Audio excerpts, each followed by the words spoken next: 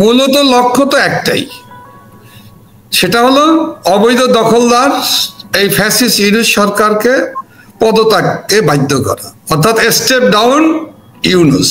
মোহাম্মদ ইউনূসের পৃষ্ঠপোষকতায় এই সংগঠনটি জন্ম হয়েছে বা সৃষ্টি হয়েছে।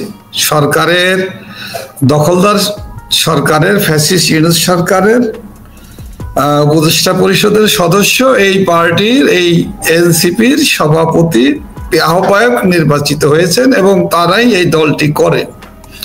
তো তাদের কথার ভিতর দিয়ে তো এইগুলোর খুব একটা গুরুত্ব আমরা দেই না, জনগণের কাছেও এর কোনো গুরুত্ব নাই, কারণ গুরুত্বহীন যে তারা হয়ে পড়েছে তাদের কর্মকাণ্ডের ভিতর দিয়েই দেশের মানুষের তাদের প্রতি অশ্রদ্ধা এবং তাদের প্রতি যে বিশ্বাসের যে জায়গাটি ছিল সেটা পুরোপুরি তারা ইতিমধ্যে হারিয়ে ফেলেছে। এটা হলো বাস্তবতা। আর তারা বলছেন কি, তারা যতদিন আছে, মানে যার সৃষ্টি হলো না, জন্ম হয়ে তার পূর্ণাঙ্গ রূপ পাওয়ার আগেই তারা আওয়ামী লীগের ভয়ে তারা থাকবে না, মানে তারা বলতে চাচ্ছে যে আমরা যতদিন আছি ততদিন আওয়ামী লীগ আসতে পারবে না। তার মানে তারা থাকতে পারতেছে না, থাকতে পারবে না। জনগণের কাছে তাদের কোনো গ্রহণযোগ্যতা অথবা তাদের কোনো অস্তিত্ব একটি সময় খুব বেশি নয়, অতি শীঘ্রই তারা হারিয়ে যাবে, এই ভয়ে তারা কম্পমান। এটা কিন্তু তারা তাদের কথার মধ্য দিয়ে বলার চেষ্টা করে, আর হুমকি ধমকি দেয়, ভয় দেখায়, মব সন্ত্রাস করে, মব সন্ত্রাসীদের সাথে এবং পেশাগত ভাবেই যারা সন্ত্রাসী এবং যারা ধর্ম নিয়ে রাজনীতি করে এবং সাম্প্রদায়িক রাজনীতি করে, এ ধরনের শক্তির সাথে হাতে হাত মিলিয়েই তো অবৈধ দখলদার ইউনূস রাষ্ট্র ক্ষমতাকে দখল করেছে। জবরদস্তিমূলক, বেআইনি, অসাংবিধানিক ভাবেই তারা এখনো টিকে আছে। তো তাদের অস্তিত্ব যে থাকবে না, আওয়ামী লীগের প্রতি মানুষের জনসমর্থন দিনে দিনে বাড়ছে এবং আওয়ামী লীগের প্রতি আস্থার জায়গাটা তৈরি হয়েছে এবং আওয়ামী লীগের আস্থার পুরোটাই নির্ভর করছে, পুরোটাই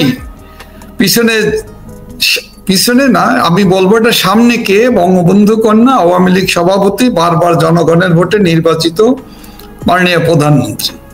তো তার প্রতি মানুষের আস্থার উপর ভিত্তি করেই আওয়ামী লীগের জনপ্রিয়তা বাড়ছে। একসি ঘোষণা করার পরে এটা ছিল শুধুমাত্র ঢাকা কেন্দ্রিক, সেটার প্রতি ব্যাপক সমর্থন পাওয়া গিয়েছে, জনগণের নৈতিক সমর্থন আছে, সেটা প্রকাশিত হয়েছে। এবং সেই লকডাউন শুধু ঢাকা লকডাউন না, এটা সারা দেশব্যাপী লকডাউনে পরিণত হয়েছে। তো এটা ছিল অবশ্যই জনগণের স্বতঃস্ফূর্ত সমর্থন, এটা সফল কর্মসূচি এবং দেশবাসীকে এবং আওয়ামী লীগের নেতাকর্মী সবাইকেই আমরা অভিনন্দন জানিয়েছি, কৃতজ্ঞতা প্রকাশ করছি। এটা ছিল প্রথম রাজনৈতিক একটি কর্মসূচি, যে কর্মসূচির সাথে সকল পর্যায়ের মানুষের ব্যাপক অংশগ্রহণ সমর্থন ছিল। তার পরবর্তী পর্যায়ে মানে আমাদের মাননীয় নেত্রী শেখ হাসিনাকে আইসিটি আদালতে, তথাকথিত অসাংবিধানিক আইসিটি আদালতের বিচারের মানে রায়ের দিন এবং তার আগের দিন 2 দিন আমরা শাটডাউন কর্মসূচি দেশব্যাপী দেশবাসীর কাছে আমরা পালনের আহ্বান জানিয়েছিলাম। সেক্ষেত্রে দেশবাসী কিন্তু সমর্থন দিয়েছে, তারা অংশগ্রহণ করেছে। এক্ষেত্রে তাদের উপরে নিপীড়ন নির্যাতন চালানো হয়েছে আওয়ামী লীগের নেতাকর্মীদের, তৃণমূলের নেতাকর্মীদের এবং অন্যান্য শ্রেণী পেশার মানুষদের উপরে, পেশাজীবীদের উপরে, মেহনতি মানুষদের উপর আক্রমণ করেছে, গ্রেপ্তার করেছে, ভয় দেখিয়েছে, রাষ্ট্রযন্ত্রকে ব্যবহার করেছে। এটা খোদ স্বরাষ্ট্র উপদেষ্টা বলেছেন। এবং এগুলো ব্যবহার করা একটি অসাংবিধানিক সরকারের অসাংবিধানিক স্বরাষ্ট্র উপদেষ্টা, এগুলো যে অন্যায়, জনগণের উপরে প্রেসার করা, ভয় দেখানো, অত্যাচার করা, গ্রেপ্তার করা, বেআইনি, এই সবগুলোই তো অন্যায়। এই অন্যায় কার্যক্রমের সফলতার কথা উনি বলেছেন। তার ভিতর দিয়ে উনি বলতে চেয়েছেন আওয়ামী লীগের শাটডাউনটা অতটা হয়নি, এটা ওনার কথা। এবং উনি যে কাজগুলো করেছেন সম্পূর্ণ বেআইনি এবং এটা উনি বলতে পারেন না, ওটা ওনার দায়িত্ব না। এটা ওনার দায়িত্বের ভিতরে পড়ে না, এই কথাগুলো কিন্তু উনি নিজেও বোঝেন না। প্রায়শই কিন্তু স্বরাষ্ট্র উপদেষ্টা উনি কিন্তু মানে হাস্য রসের সৃষ্টি করে, মিডিয়ার মাধ্যমে দেশবাসী দেখে, আমরাও এগুলো প্রত্যক্ষ করি। তো সবকিছু মিলিয়ে আমরা বলবো আমাদের কর্মসূচির প্রতি দেশরত্ন শেখ হাসিনাকে যে সর্বোচ্চ শাস্তি প্রদান তথা করেছে আইসিটির আদালত, রাজাকার এবং দেশ বিরোধী মুক্তিযুদ্ধ বিরোধী গোষ্ঠীর প্ল্যান করে, এটা এক ধরনের বিচারের রায় ঘোষণার আগেই বিচারের রায় ঘোষিত হয়েছিল, প্ল্যান করেছিল, সেটাই ঘটেছে। দেশবাসী জানে, সারা দুনিয়া জানে এটা কি রায় হবে, সেই রায় তারা করেছে, ঘোষণা দিয়েছে। এই রায়কে বাংলাদেশের মানুষ প্রত্যাখ্যান করেছে। এই রায়কে এবং এই আদালতকে আন্তর্জাতিকভাবে সেটা এমনকি জাতিসংঘ থেকে আরম্ভ করে আন্তর্জাতিক মানবাধিকার সংগঠন, এমনকি হিউম্যান রাইটস নিয়ে যারা কাজ করে, সবাই কিন্তু প্রত্যাখ্যান করেছে। এবং এটা এই ধরনের মৃত্যুদণ্ড দিতে পারে না, সারা দুনিয়াতে এটা গ্রহণযোগ্য নয়। আর বঙ্গবন্ধু কোন দেশরত্ন শেখ হাসিনার মতো মানুষকে এই রায় দেওয়া মানেই হলো এই ইউনূস সরকারের প্রতিহিংসা এবং বিদ্বেষ এবং বাংলাদেশের ভিতরে একটা অনাসৃষ্টি করা, এটা হলো তাদের টার্গেট, অর্থাৎ বাংলাদেশের ক্ষতি সাধন করা, দেশের ঐক্যকে বিনষ্ট করা। তো নতুন কর্মসূচি কি ভাবছেন আপনারা? আমরা বাংলাদেশের মানুষের প্রতি আমাদের বিশ্বাস এবং আস্থায় আমরা দৃঢ়ভাবে বিশ্বাস করি। বাংলাদেশের মানুষ দেশরত্ন শেখ হাসিনাকে এই রায় ঘোষণার ভিতর দিয়ে কিছুই এই ইউনূস সরকার, এই দাবেদার সরকার করতে পারবে না, পারার মতো এদের সক্ষমতা নাই, জন ম্যান্ডেট নাই। সুতরাং এই ম্যান্ডেটবিহীন এবং অন্যায়ভাবে প্রতিহিংসাপূর্ণ যে রায় দিয়েছে, এই রায়ের প্রতি ঘৃণা প্রকাশ কিন্তু মানুষ করেছে। আমরা এখন জনগণের সমর্থনের উপর ভিত্তি করে, আওয়ামী লীগ একটি গণতান্ত্রিক রাজনৈতিক দল, শান্তিপ্রিয় অহিংস আন্দোলনে আমরা বিশ্বাস করি। আমরা গণতান্ত্রিক প্রক্রিয়ায় গণতান্ত্রিক অধিকার প্রতিষ্ঠার জন্যই আওয়ামী লীগের জন্ম হয়েছিল। জন্ম থেকেই আওয়ামী লীগ গণতান্ত্রিক আন্দোলন, গণতান্ত্রিক অধিকার এবং আন্দোলনের ভিতর দিয়ে শোষণ এবং শোষকের বিরুদ্ধে, উপনিবেশবাদী শাসকের বিরুদ্ধে লড়াই সংগ্রাম করেই বাংলাদেশ আওয়ামী লীগ বঙ্গবন্ধু জাতির পিতার নেতৃত্বে দেশ স্বাধীন করেছে। সেই স্বাধীনতাকামী দল আওয়ামী লীগ বাংলাদেশের মানুষের জনস্বার্থে, বাংলাদেশের কল্যাণে গণতান্ত্রিক শাসন ব্যবস্থা পুনঃপ্রতিষ্ঠার জন্য আমরা সবসময়ই আমরা বলে আসছি, গত 15 মাসে দখলদার ইউনূস সরকার যে অন্যায় অবিচার করছে, এই অন্যায় অবিচার থেকে মুক্তির পথ হলো একটা, এই দখলদার অনির্বাচিত অসাংবিধানিক সরকারকে বিদায় করা। যত দ্রুত বিদায় করা যাবে তত দেশের মঙ্গল এবং দেশের শান্তি, সম্প্রীতি, আইনের শাসন এবং সাংবিধানিক শাসন, গণতান্ত্রিক শাসন ব্যবস্থা পুনরুদ্ধার, সবকিছু একজন মানুষের, একজন লোভী মানুষের কর্মসূচি চায় সবাই। সেই কর্মসূচিটাকে আমরা অত্যন্ত ধৈর্যের সাথে, আমাদেরকে দেখেন আজকে আওয়ামী লীগকে নিষিদ্ধ করে দেওয়া হয়েছে। আওয়ামী লীগের মতো জনপ্রিয় এবং এখনো সবচেয়ে বড় রাজনৈতিক দল, যে দলের আওয়ামী লীগকে ঘিরে প্রায় 50% মতো মানুষের সমর্থন আওয়ামী লীগের এখন আছে, সেই দলকে নির্বাচন করতে দেওয়া হবে না, নিষিদ্ধ করে দেওয়া হয়েছে। এই দলকে নিবন্ধন থেকে নির্বাচন কমিশন সরিয়ে দিয়েছে। তার মানে কি? আওয়ামী লীগের সমস্ত ডান হাত পা ডানা সব কেটে নিঃশেষ করে আওয়ামী লীগকে ধ্বংস করতে চায়। একটি দখলদার সরকার একটা নির্বাচন করতে চায়, ওই নির্বাচনে আওয়ামী লীগ করতে পারবে না। আরো অনেকগুলো, বিশেষ করে আরো কয়েকটা বড় রাজনৈতিক দল, তাদেরকেও আমরা শুনেছি, জাতীয় পার্টির মতো পার্টিও যারা সংসদের বিরোধী দলের দায়িত্ব পালন করেছে, একসময় তারা রাষ্ট্রীয় ক্ষমতায় ছিল, সেই দলকেও নির্বাচন করতে দেওয়া হবে না। এমনকি ধর্মভিত্তিক কিছু রাজনৈতিক দল আছে, অন্যান্য প্রগতিশীল রাজনৈতিক দল আছে, তাদেরকে নির্বাচন করতে দিবে না। এরকম একটা প্রশ্ন মানে এ ধরনের একটা নির্বাচন, নাটকীয় নির্বাচন, প্রশ্নবিদ্ধ নির্বাচন, জনগণের অংশগ্রহণ যেখানে থাকবে না, অন্তর্ভুক্তিমূলক নির্বাচন যেখানে হবে না, অংশগ্রহণমূলক নির্বাচন যেখানে হবে না, আওয়ামী লীগ সহ বৃহৎ জনগোষ্ঠী যে নির্বাচনে ভোট প্রয়োগ করতে পারবে না, সেই নির্বাচন তো আর নির্বাচন না, সেটা হলো প্রশ্নবিদ্ধ নির্বাচন। সেই নির্বাচনে প্রকৃত গণতান্ত্রিক শাসন ব্যবস্থা প্রতিষ্ঠা হবে না। সেটা একটি খণ্ডিত একটি সরকারের কাছে এক ধরনের নাটকীয়তার ভিতর দিয়ে এই অবৈধ দখলদার সরকার ওই ধর্মান্ধ এবং সন্ত্রাসী এই রাষ্ট্র ক্ষমতায় এর বিপক্ষে বাংলাদেশের মানুষের জনমত তৈরি হচ্ছে। আমরা ইতিমধ্যেই আমরা কর্মসূচি যেগুলো পালন করার পরে আমরা আলোচনা করতেছি আমাদের বিভিন্ন স্টেক হোল্ডারদের সাথে, বিভিন্ন রাজনৈতিক দলের সাথে, এমনকি আওয়ামী লীগের যে বিভিন্ন জেলা পর্যায়ের নেতৃবৃন্দের সাথে, উপজেলা পর্যায়ের তৃণমূলের আমরা মত বিনিময় করতেছি বিভিন্নভাবে। এবং আমাদের নেত্রী বঙ্গবন্ধু কন্যা উনিও যোগাযোগ করতেছেন, তৃণমূল সবাই পরামর্শ নিচ্ছেন। এবং আমরা অচিরেই আমরা কর্মসূচি ঘোষণা করব, এবং যে কর্মসূচি বাংলাদেশে গণতান্ত্রিক শাসন ব্যবস্থা, গণতান্ত্রিক বাংলাদেশ হিসাবে আবার আমরা ঘুরে দাঁড়াতে চাই, সেজন্য আমরা একটু সবাইকে ইনভলভ করে আমরা কর্মসূচি ঘোষণা করব। এবং আমরা আশা করতেছি আগামীকালকে আমরা যতদূর সম্ভব আমরা গুছিয়ে এনেছি, বিভিন্ন পর্যায়ে আলোচনা চলছে, যারা সংসদ সদস্য আছে তাদের সাথেও আমরা মত বিনিময় করেছি, যারা কারাগারে আছে তাদের সাথে তো অতটা সম্ভব হয়নি, যারা দেশের ভিতরে আত্মগোপনে আছে, দেশের বাইরে আছে, তাদের সাথেও আমাদের আলোচনা চলছে। আমরা আশা করতেছি আগামীকালকে আমরা একটা ধারাবাহিক কর্মসূচি আমরা দিতে সক্ষম হব। আপনি জানেন আওয়ামী লীগ একটি গণতান্ত্রিক দল, আমরা হঠাৎ করেই তো রাজনৈতিক কোনো কর্মসূচি, আন্দোলনের কর্মসূচি ঘোষণা করা যায় না, তার আগে মতামত নিতে হয়, তার আগে বিভিন্ন পরামর্শ নিতে হয়, এবং সেই পরামর্শগুলো আমরা নিয়েছি। অনেকে ভাবতে পারে যে আওয়ামী লীগ 17-18 তারিখের লকডাউন কর্মসূচির পরে আর কোনো কথা নেই, এটা যেমন কিছু লোকে বলে, এটা বলবে, আবার অনেকে বলে যে আওয়ামী লীগের এখনই কর্মসূচি দেওয়া উচিত, এটাও আছে।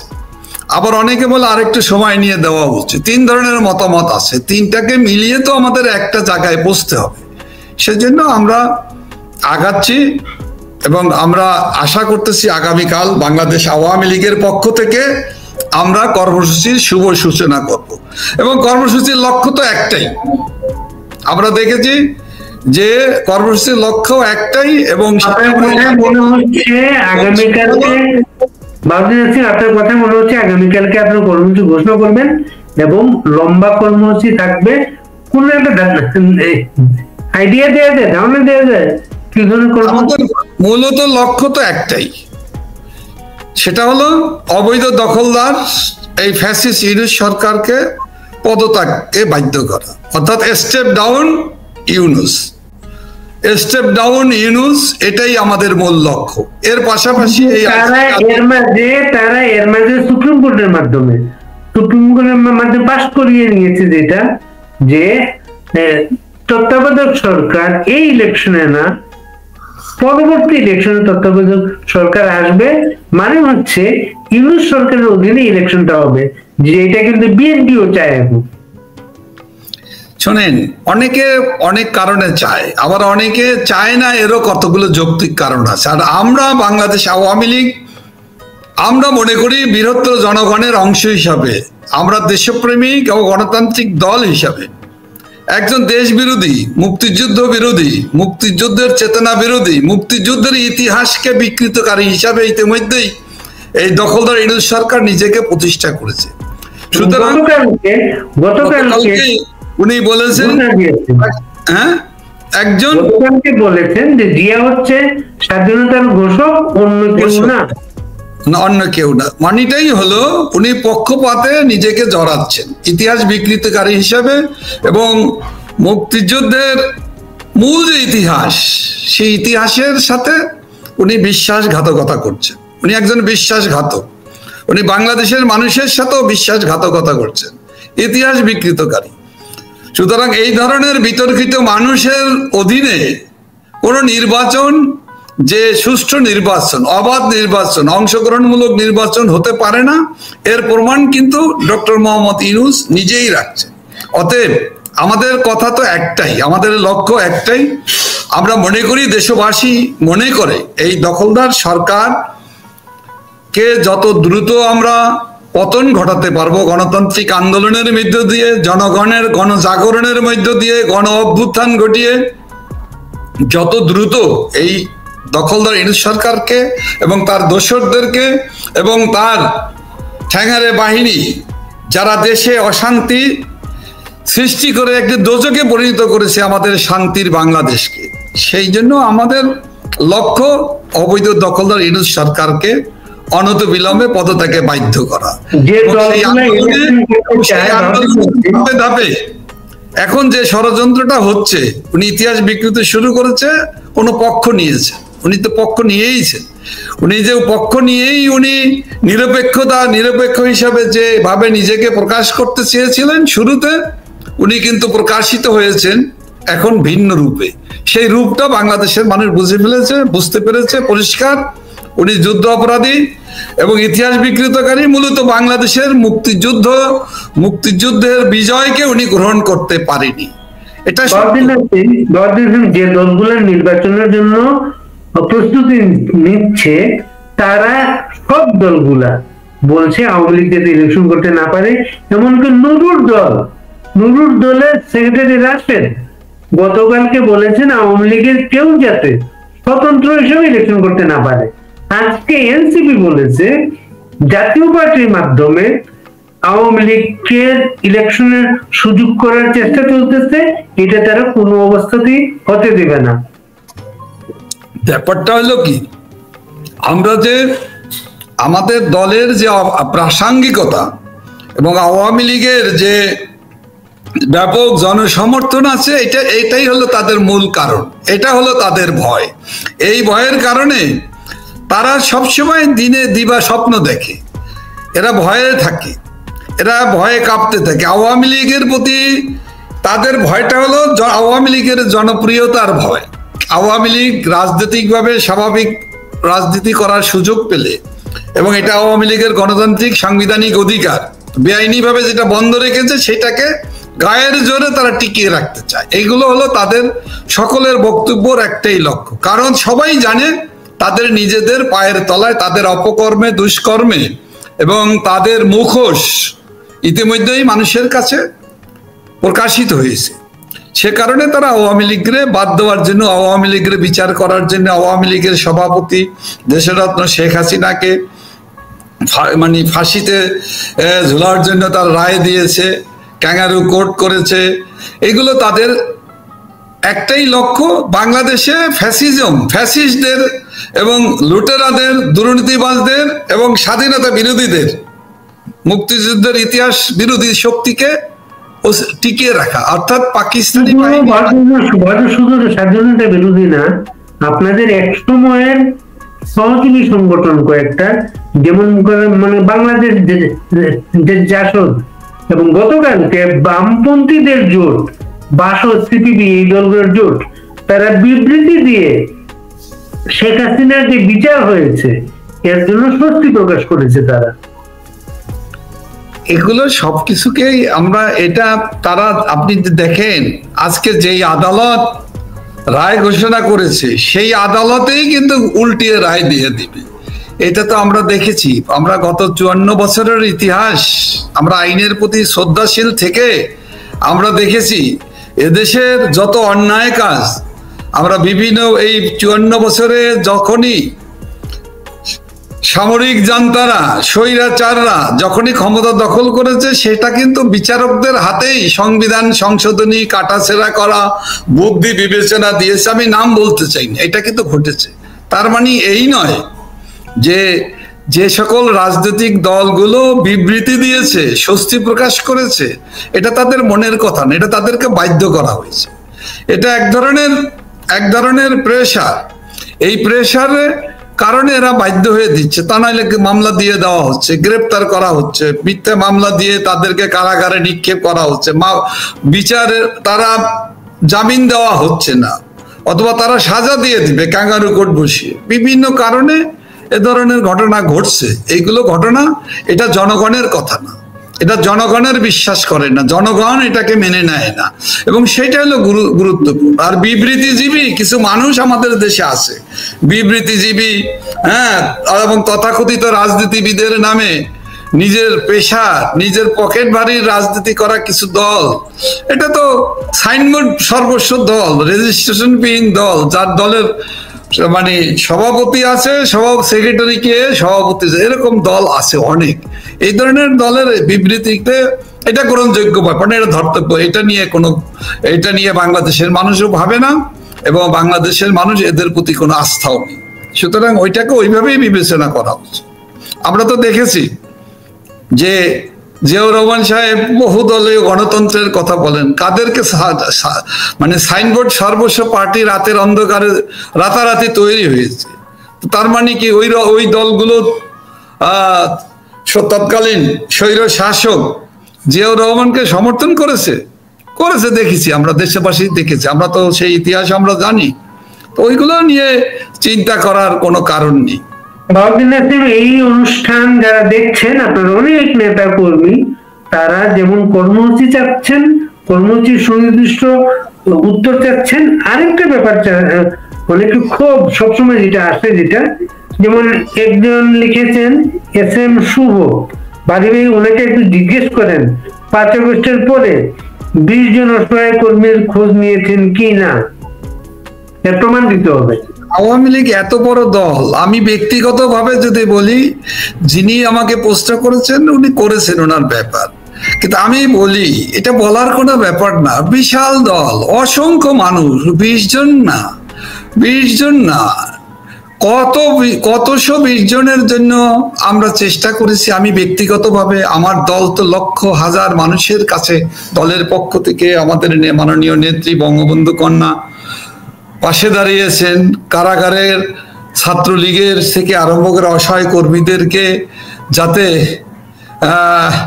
কিছু পিসিতে 2000 থেকে 5000 টাকা করে পাঠিয়েছেন আমাদের যে সকল অসহায় কর্মী, গরিব কর্মীদের, হ্যাঁ, এরকমদের কাছে, ছাত্রলীগের আমাদের সেই তরুণ ভাইদের কাছে, যারা আমাদের আগামীর ভবিষ্যৎ, তাদেরকে গ্রেপ্তার করেছে শত শত। এগুলো করা হয়েছে, এগুলো আমরা দেখি, আমরা নিজেরাও করি, এবং অসংখ্য, এটা সংখ্যা দিয়ে আমি তাকে করছি। তবে হ্যাঁ, এটা সত্য, আমাদের যত মানুষকে গ্রেপ্তার করা হয়েছে, তার এত সংখ্যক নেতাকর্মী বিপদগ্রস্ত, এত শত শত লক্ষ নেতাকর্মী ক্ষতিগ্রস্ত, তাদের পাশে ওইভাবে আমরা পারিনি, এটা সত্য। প্রত্যাশা তারা যেভাবে করে, আমাদের কর্মীরা, আমাদের সহযোদ্ধারা, আমাদের সহকর্মীরা, সেটা আমরা পূরণ করতে পারিনি। তাদের পাশে আরো বেশি দরকার, আমাদের উচিত আরো বেশি বেশি করে তাদের পাশে দাঁড়ানো। সেই চেষ্টাটা আমাদের আছে, সেই ভাবনা আমাদের আছে, আমরা চেষ্টা করি, প্রচেষ্টা চালিয়ে যাই, চেষ্টা চালিয়ে যাচ্ছি, আমরা বিশ্বাস। একটা প্রশ্ন হচ্ছে, বিএনপির মতো কোনো কর্মসূচি দেওয়ার দরকার নেই, এই মাস ওই মাস এগুলো করে তৃণমূলের আর কোনো ক্ষতি করবেন না, পারলে শক্ত কর্মসূচি দেন। দেখুন, এটা তো রাজনৈতিক দল, আমি একটা রাজনৈতিক দলের একজন সদস্য বলে তারা তাদের মতামত দিতেই পারে, আমি তাদের মতামতকে আমি সম্মান জানাই।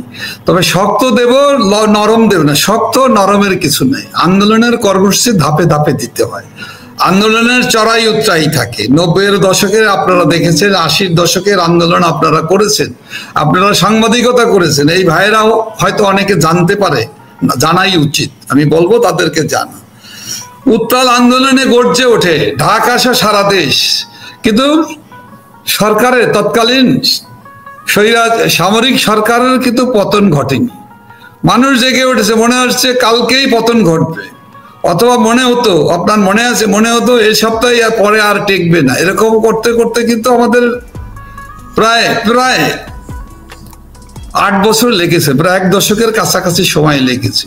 এটা একটা অভিজ্ঞতা। তো ওইগুলো তো আন্দোলন একসময় তুঙ্গে ওঠে, আবার একটু ডাউন হয়, আবার জেগে ওঠে, এইভাবে দোলাচালের ভিতর দিয়ে একসময় জনগণের অংশগ্রহণ যখন ব্যাপক হয়, গণ অভ্যুত্থান ঘটে, জনগণের চাপে একটা সময় অবৈধ দখলদার সরকারের পতন ঘটে, পতন ঘটতে বাধ্য হয়। আমরা সেই পতনের পথ ধরেই আমরা আগাচ্ছি। এই যেমন এখন নির্বাচন নিয়ে যে গেম প্ল্যান করা হচ্ছে, এই নির্বাচনে আওয়ামী লীগকে বাদ দিয়ে অথবা আওয়ামী লীগের মতো জনপ্রিয় দলকে নিষিদ্ধ করে যারা নির্বাচন যে দখলদার ইউনূস সরকার করতে চাচ্ছে, এটা একটি পক্ষপাতমূলক, এটা একটা অগণতান্ত্রিক।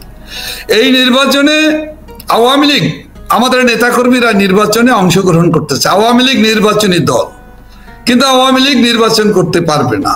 এটা কেমন কথা? এটা কোন গণতন্ত্রের ভাষায় আছে? এটা ফ্যাসিস্ট ইউনূসের গণতন্ত্র কি এরকমটা? এটা কি বাংলাদেশের মানুষ কি এটা চায়? না বিশ্বের উন্নত সমৃদ্ধ দেশগুলো যারা গণতান্ত্রিক ধারাবাহিকতায় মূল স্পিরিটে বিশ্বাস করে তারা চায়? নিশ্চয়ই চায় না।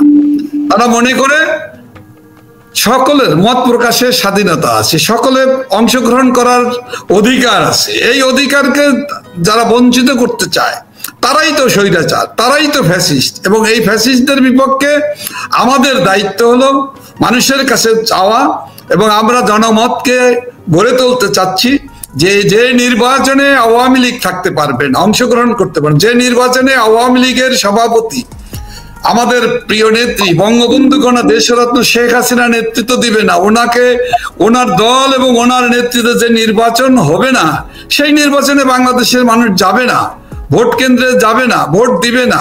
আওয়ামী লীগের নেতাকর্মীরা, আওয়ামী লীগের ভোটাররা, লক্ষ কোটি ভোটাররা অন্য কাউকে ভোট দিয়ে ভোট দেওয়ার জন্য তারা অপেক্ষা করে না, করার কোনো কারণ নেই। সুতরাং সেই নির্বাচন আওয়ামী লীগ আরেকটা বিষয় জানতে চাচ্ছি, অনেকেই লিখছেন বিষয় করে জেলা, মহানগর, উপজেলা, বিভিন্ন যে সাংগঠনিক যে গ্রুপিং যেগুলা এখন আছে, এই গ্রুপিং গুলা নিরসনের কোনো পদক্ষেপ আপনারা নিচ্ছেন কিনা?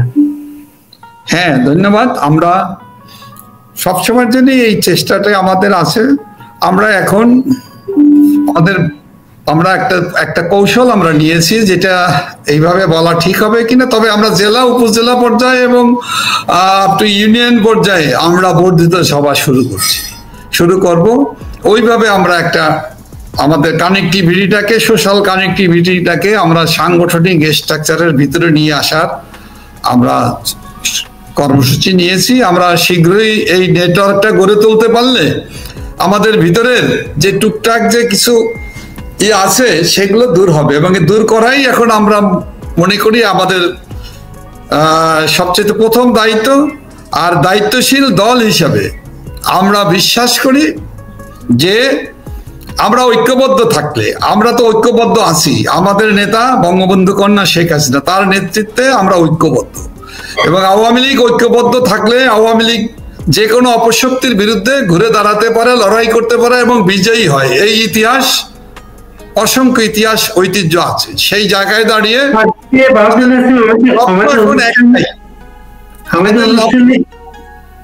অনুষ্ঠানে এসেছিলেন তানিয়া আহমেদ, তিনি আমাদেরকে বলেছেন এতদিন সরকার আওয়ামী লীগ সম্পর্কে মিথ্যা তথ্য দিয়েছে মানুষকে। সরকার বলেছে আওয়ামী লীগের নিষিদ্ধ করা হয় নাই, তা সাসপেন্ড করা হয়েছে কার্যক্রম, কিন্তু সন্ত্রাস দমন আইনে সাসপেন্ড করার কোনো বিধানই নাই, সাময়িক কিছু করার বিধান নাই। ওইখানে বিধানটাই হচ্ছে নিষিদ্ধ করা, যেটা কয়েকদিন আগে একজন বিদেশি মন্ত্রীর কাছে স্বীকার করেছেন প্রথমবারের মতো আওয়ামী লীগ নিষিদ্ধ, এবং ইলেকশন কমিশন তার নিবন্ধন বাতিল করেছে, অতএব আওয়ামী লীগের নির্বাচন করার কোনো সুযোগ নেই। উনি তো এক এক সময় এক এক কথা বলে। আপনি লন্ডনে যে বলেছেন সাক্ষাৎকারে, উনি কি বলেছেন আপনাদের মনে আছে?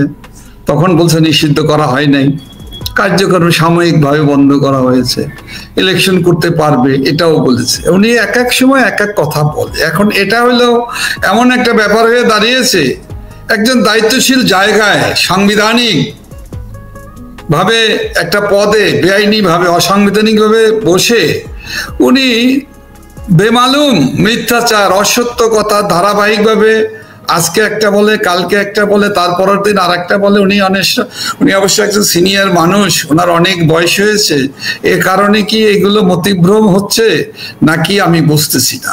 এটা দেশবাসী বিবেচনা করবে।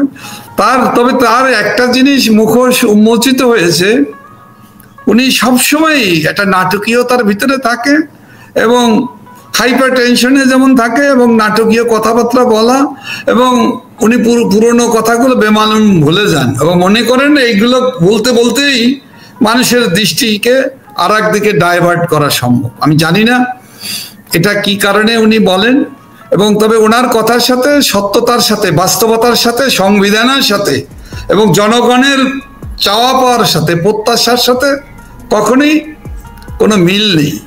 সবসময় উল্টো স্রোতে চলা, এবং একটা মনে হচ্ছে উনি নিজেই অরাজকতা অথবা বিশৃঙ্খলা এগুলো সৃষ্টি করে আমাদের এই প্রিয় মাতৃভূমি, আমাদের শান্তির বাংলাদেশ, উন্নয়ন অগ্রগতির উন্নয়নশীল রাষ্ট্রের যে দেশটি দেশরত্ন শেখ হাসিনা তিল তিল করে গড়ে তুলেছিলেন, সেই দেশটাকে ধ্বংস করাই মনে হয় ওনার একমাত্র কাজ, একমাত্র দায়িত্ব।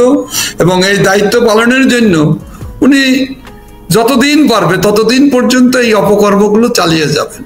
ওই জন্যই আমরা বারবার বলি, আমরা দেখেছি অনেক বিবেচনা করে জনমত যাচাই করেছি, জনগণের বিভিন্ন স্টেক হোল্ডারদের সাথে আমরা আলোচনা করছি প্রতিনিয়ত। সকলের একটাই কথা, এখন আমাদের এই বাংলাদেশের জন্য সবচেয়ে বড় অভিশাপ হলো ডক্টর মোহাম্মদ ইউনূস এবং তার দোসররা। এদের হাত থেকে আওয়ামী লীগের আন্দোলনের ইতিহাসটা হচ্ছে আন্দোলনে আওয়ামী লীগ শ্রেণী পেশার মানুষকে সংযুক্ত করে বহুদিনের ইতিহাস। এটা সম্প্রতি প্রকৌশলী, শিক্ষক এবং সাংবাদিকদের একটা বিবৃতি আমরা দেখেছি। কিন্তু আওয়ামী লীগের ক্ষমতায় থাকতে, বিশেষ ইলেকশন আসলে যে পরিমাণ শিল্পীদের আমরা দেখতাম রিভলিউশন পেপারের জন্য ভিড় করতেন, আওয়ামী লীগ শিল্পীদের কিন্তু নামাতেই পারছে না। এটার কারণটা কি? দেখুন, আপনি শিল্পীদের উপরে দায় দিয়ে লাভ নেই। তারাও কিন্তু নিপীড়িত, নির্যাতিত। তারা মিথ্যে মামলা, হামলার, গ্রেপ্তারে, মব ভায়োলেন্সের মানে মব সন্ত্রাসীদের দ্বারা ক্ষতিগ্রস্ত মামলায় দেশে থেকে বিতাড়িত হয়ে বিদেশে অবস্থান করতেছেন। কারাগারের ভিতরে আছে আমাদের যে কামাল পাশা, চারুকলার ইনস্টিটিউশনের একজন পরিচিত, একটা বিখ্যাত নাম করা শিল্পী, আর্টিস্ট। সে প্রগতিশীল আন্দোলনে, ওই জামাত শিবির, বিশেষ করে গোলাম আজমের নাগরিকত্ব বাতিলের যে আন্দোলনের নেতৃত্ব দিয়েছে কামাল পাশা, তিনি শিল্পী সাহিত্যিক, এই অঙ্গনের একজন উজ্জ্বল নক্ষত্র। তিনি কোথায়? কারাগারে, বিনা মামলায়। তার মামলার পর মধ্যেই কারাগারে। কারণটা কি? অপরাধটা কি? সে শিল্পী সাহিত্যে যোগাযোগ করতেছিল, কথাবার্তা বলতেছিল। এরকম অনেক। কোথায় আমাদের উদিসি? কোথায় আমাদের আপনার সাংস্কৃতিক যে সংগঠনগুলো আছে, সম্মিলিত সাংস্কৃতিক জোটের নেতারা কোথায়? তাদের সবাইকে মামলা দেওয়া হয়েছে। নাট্যকর্মীরা, নাট্যকলার সাথে, নাট্য মঞ্চের সাথে, বিভিন্ন সিনেমা, কোথায় শিল্পী সাহিত্য, গায়ক, বিখ্যাত দেশাত্মবোধক গায়করাও তারা গান গাইতে পারে না, তারাও তাদের মতামত ব্যক্ত করতে পারে না। এটা তো আপনাদের বিরুদ্ধে আন্দোলনে ছিল উদিচি, আমাদের বিরুদ্ধে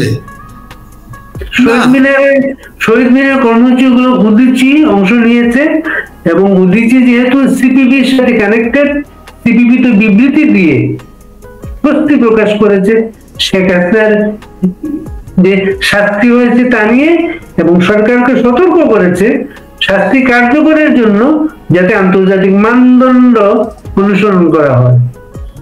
তার মানে এটাকে আন্তর্জাতিক মানদণ্ড অনুসরণ করে নাই, এটাই এখন যে শাস্তি হয়েছে, এই শাস্তিতে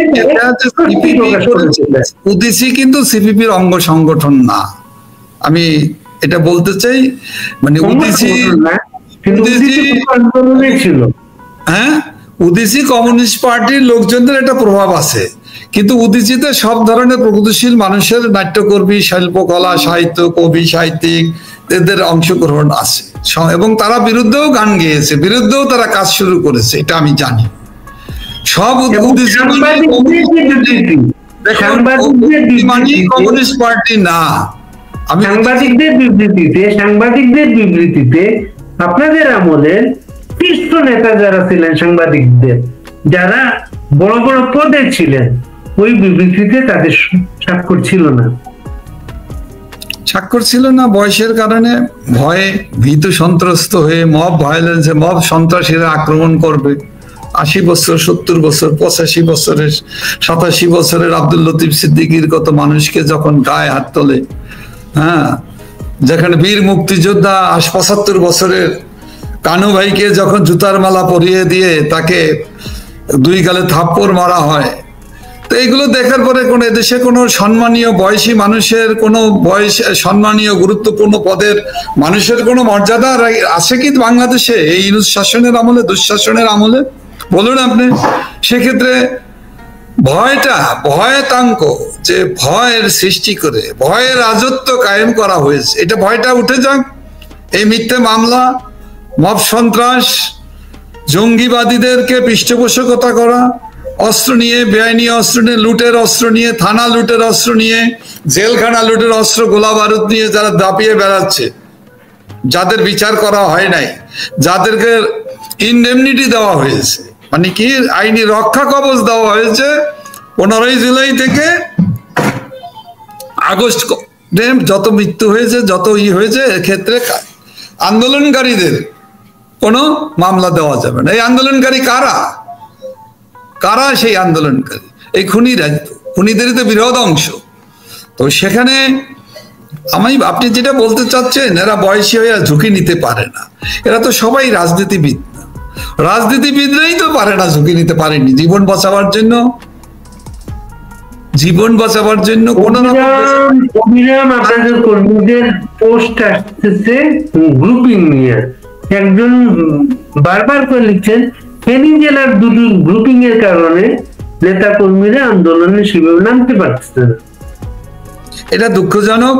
এরকম যেই জায়গাগুলো তো আছে, আমরা এগুলো নিরসন করব এবং আমরা মনে করি এই 17ই নভেম্বরে মাননীয় নেত্রীকে নিয়ে যে অবৈধ ক্যাঙ্গারু কোর্ট যে রায় দিয়েছে, এই রায়ের পরে আমাদের নেতাকর্মীরা যাদের ভিতরে কিছুটা ডিফারেন্স আছে, বিভেদ বা অনৈক্য আছে, সে অনৈক্য এখন ঐক্যের পথে হাঁটছে এবং এটা আমাদের জন্য আমি মনে করি সাপে বর হয়েছে।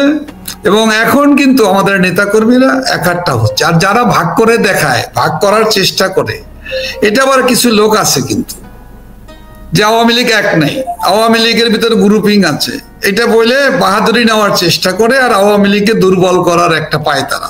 ওরা বোঝে না, অথবা উদ্দেশ্য প্রণোদিত ভাবেই ওইটা কলে আওয়ামী লীগের এক নাই, ফেনীতে এক নাই, কিংবা আমার বাড়ি মাদারীপুর, আমার মাদারীপুরের আওয়ামী লীগের ভিতরে ভাগ আছে, এগুলা বলবে। এখন এগুলো নিয়ে তো কথা বলার কিছু নাই। কিন্তু আমি বলি, যদি মানুষের স্বাভাবিক রাজনীতি, স্বাভাবিকভাবে লেভেল প্লেইং ফিল্ড তৈরি করা হয়, আওয়ামী লীগকে এবং বঙ্গবন্ধু কন্যা দেশরত্ন শেখ হাসিনাকে যদি বাংলাদেশে ফিরে আসার যে সাংবিধানিকভাবে উনি তো এখনো প্রধানমন্ত্রী, সেই মর্যাদা সম্মানের দিয়ে তাকে যদি ফিরে বাংলাদেশে যাওয়ার পরিবেশ সৃষ্টি করা হয়, সেক্ষেত্রে সাধারণ মানুষের যে ঐক্য, তৃণমূলের মানুষের যে ঐক্য, অধিকার প্রতিষ্ঠার যে ঐক্য, সে ঐক্য কিন্তু এই ছোটখাটো অনৈক্যতে কোনো ক্ষতি করে, কোনো সমস্যা করবে না। জনগণের গতকালকে বাংলাদেশের সশস্ত্র বাহিনী দিবস পালিত হয়েছে। মুক্তিযুদ্ধের মাধ্যমে গড়া সেনাবাহিনীর ওই অনুষ্ঠানে আমরা মুক্তিযুদ্ধ বিরোধীদের আমরা দেখেছি এবং সেনাবাহিনী প্রধানকে সেনাবাহিনী পদকে ভূষিত করা হয়েছে। সেখানে অনেকে মন্তব্য করেছেন এই পদকটা, এই পুরস্কারটা আওয়ামী লীগকে বিতাড়ানোর ভূমিকা রেখেছেন, এর জন্য কোনো মন্তব্য করবেন? বিচার করেছে তো অবৈধ দখলদার সরকার, সেক্ষেত্রে তার যার যার ভূমিকা আছে, যার যার এখানে ব্লেসিং আছে, অবশ্যই তাদেরকে আমরা নিন্দা জানাই এবং এই কর্মকাণ্ডের নিন্দা জানাই। তাদের প্রতি আমাদের ধিক্কার থাকবে এবং আমাদের ঘৃণা থাকবে, সে যেই হোক। তবে প্রথম প্রধান টার্গেট, প্রধান লোকটি হলো অবৈধ দখলদার ইউনূস এবং তার প্রতি আমাদের ঘৃণা, আমাদের প্রতিবাদ, আমাদের তার বিপক্ষে জনমত তৈরি করে তাকে সবার আগে বিদায় করা এখন সময়ের ব্যাপার বলে আমরা মনে করি। এবং তার সাথে যারা যারা সম্পৃক্ত, যারা মহান মুক্তিযুদ্ধের বিপক্ষে এই ঘাতক স্বাধীনতা জামাত, শিবির, যুদ্ধ অপরাধী, এমনকি বিএনপি, যারাই জড়িত, যারা দেশের বিপক্ষে জড়িত, তাদের সাথে যারা জড়িত, সে কোন বাহিনীর প্রধান অথবা কোন কি, এটা আমাদের বিবেচ্য বিষয় না। আমরা ব্যক্তিগতভাবেই আমরা দেখব, কারণ একটা বাহিনীর নাম বলা মানে তো পুরো বাহিনী সবাই তো এর সাথে সম্পৃক্ত না।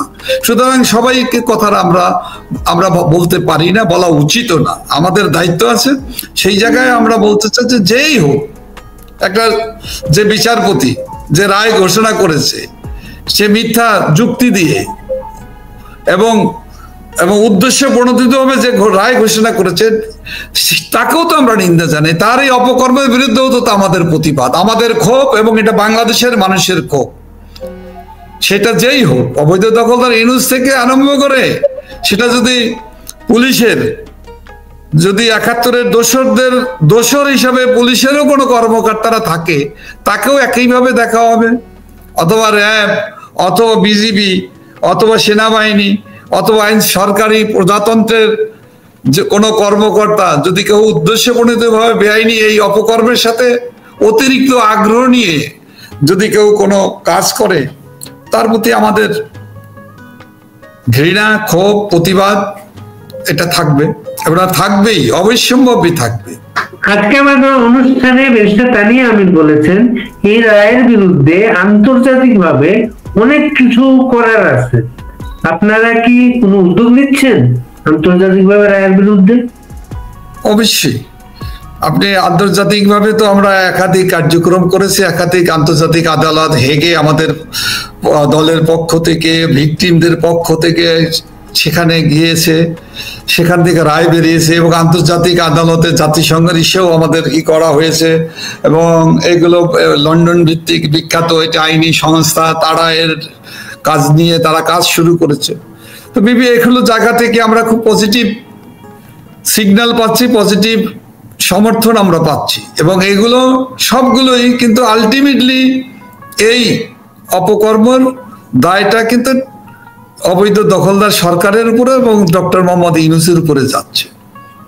এবং আমরা খুবই আশাবাদী এই বেআইনি কার্যক্রম করে পার পেতে পারবেন আমাদের প্রিয় নেত্রী, শ্রদ্ধেয় নেত্রী, দেশরত্ন শেখ হাসিনার কিছুই করতে পারবেন না। উনি নিজেও বলেছে, আমি এটা কেয়ার করি না, বরঞ্চ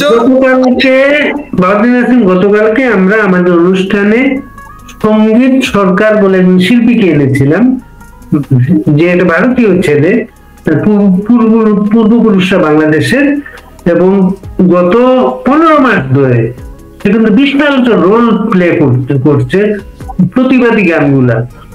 এবং তার সাথে কথা বলে আমাদের মনে হয়েছে তার একটু সাপোর্ট দরকার। আপনি বাউদ্দিন নাসির খুবই, মানে আপনি এমন একজন মানুষকে এনেছেন, আমি ব্যক্তিগতভাবে নিজেই তার ভক্তে পরিণত হয়েছি। আমি তার গান শুনে আমি উদ্দীপ্ত হই, আমি তার গান শুনে, তার প্রতিবাদী কণ্ঠের গানের সুর, তার প্রতিটি শব্দ চয়নের ভিতর দিয়ে আমি এত মনোযোগ দিয়ে আমি তার গান শুনি, আপনি বিশ্বাস করতে পারবেন না। আমার খুব মনে হয়েছে এ ধরনের একজন শিল্পী মনে হয় আমাদের গোটা বাংলাদেশের মানুষকে, বিবেকবান মানুষের বিবেকে তিনি কিন্তু নাড়া দিতে সক্ষম হয়েছে।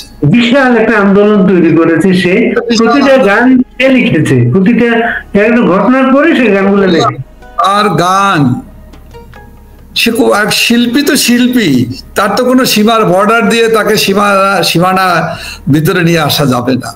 সে যে অসাম্প্রদায়িক চেতনার, সে যে একজন দুস্থের পক্ষে, মানে ক্ষতিগ্রস্ত মানুষের, নির্যাতিত মানুষের পক্ষে তার কণ্ঠ, এবং সে অনবরত ভাবে যে কঠোর পরিশ্রম করে যাচ্ছে, এবং তার কৌশল, তার শিল্পকলা, তার যে অবিরাম যে যুদ্ধ, এ মনে হয় যে আমার মনে হয় একটা সম্মুখ যুদ্ধ অথবা সমরাস্ত্রের যুদ্ধের চাইতেও বড় যুদ্ধ একজন মানুষ তার একটি একটা গিটার, একটি হারমোনিয়াম দিয়ে একটি কণ্ঠ কিভাবে জাগ্রত করতে পারে তবলা দিয়ে, এটা বিরাট এই ছেলেদেরকে সাপোর্ট দেওয়ার দরকার, জাহাঙ্গীর ভিয়া, বাউদ্দিন নাসিম, এই ছেলেটাকে সাপোর্ট দেওয়া দরকার।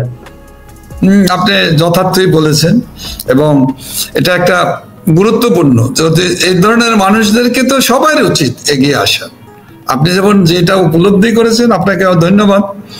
এবং আমরা নিজেরাও, আপনি জানেন আমরা সবাই তো বিপদের ভিতরে, প্রবলেমের ভিতরে, তারপর এই ধরনের মানুষের কাছে উৎসাহ দেওয়া দরকার, তার সাপোর্ট দরকার। শুধু অর্থনৈতিক সাপোর্ট না, আমি মনে করি বহু ধরনের সাপোর্ট তাকে দেওয়া যেতে পারে, বহু ধরনের সাপোর্ট দেওয়া যেতে পারে, দেওয়া উচিত।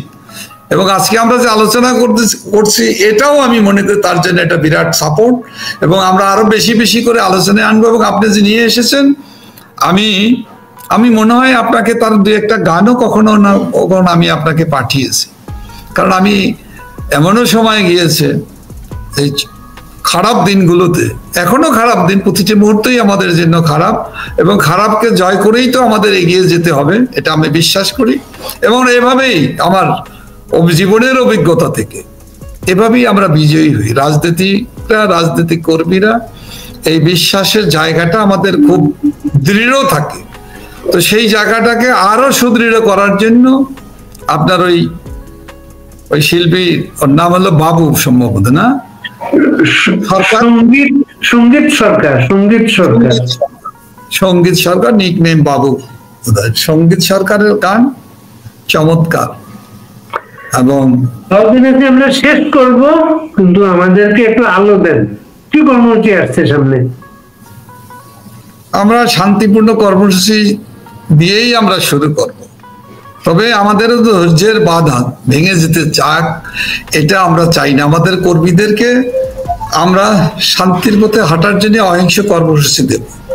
তবে এই দখলদার সরকার বেআইনি ভাবে আওয়ামী লীগকে বাদ দিয়ে নির্বাচন করবে, বঙ্গবন্ধু কন্যা দেশরত্ন শেখ হাসিনার কে বাদ দিয়ে, আওয়ামী লীগকে বাদ দিয়ে নির্বাচন করবে, সেই নির্বাচনে আমরা মানুষের কাছে আমাদের আহ্বান থাকে এই নির্বাচনকে প্রত্যাখ্যান করা, এবং প্রয়োজনে ভোট কেন্দ্রে যাবে না, এবং দরকার হলে ভোট কেন্দ্রে যাতে ভোটাররা না আসে তার জন্য সর্বাত্মক প্রস্তুতি নিয়েই এই ভোট থেকে, জনগণের অংশগ্রহণ থেকে জনগণকে সরে যাবার জন্য যা যা করা দরকার প্রতিহত করা, অথবা তাদেরকে জনগণ যাতে প্রতিহত করে এই নির্বাচনকে ভণ্ডুল করে দেয়, সেই আহ্বান আমাদের থাকবে এবং সেই প্রচেষ্টা আমাদের থাকবে। কারণটা হলো আওয়ামী লীগকে বাদ দিয়ে কোনো নির্বাচন হতে পারে এর ইতিহাস কিন্তু বাংলাদেশে গত 54 বছরে নেই।